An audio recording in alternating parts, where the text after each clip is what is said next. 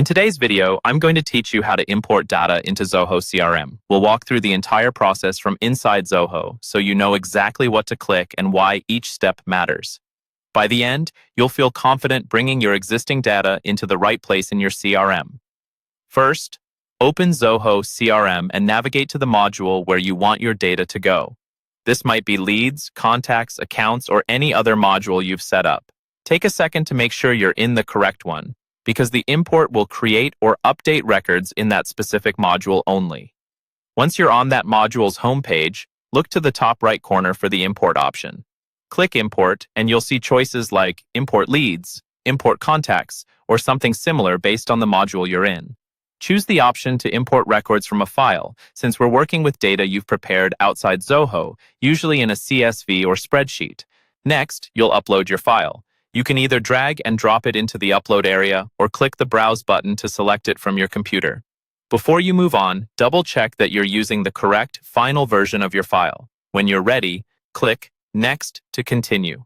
Now you'll see your import options. Start by choosing the correct layout, especially if your Zoho CRM uses multiple layouts for the same module. The layout determines which fields are available and how your data will be organized. Then pick the import action. If you choose to add records as new, Zoho will create new entries and skip anything it detects as an existing match using a unique field, such as an email or an ID. If you choose to update existing records only, Zoho will look for matches using that unique field and update those records without creating new ones. The third option lets you do both. It will update any matching records and create new ones for anything that doesn't already exist. You can also optionally assign ownership and tasks during the import. This is helpful for distributing records to specific users or teams, applying assignment rules, or automatically creating follow-up tasks so nothing slips through the cracks.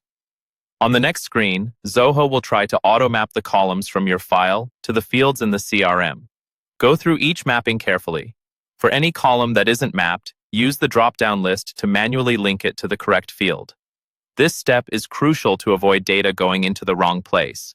Finally, review all your import details one more time. When everything looks correct, click Finish to start the import. Zoho will process the file and send you a notification when it's complete, often with a summary, so you can see how many records were added or updated. That's the full process for importing data into Zoho CRM.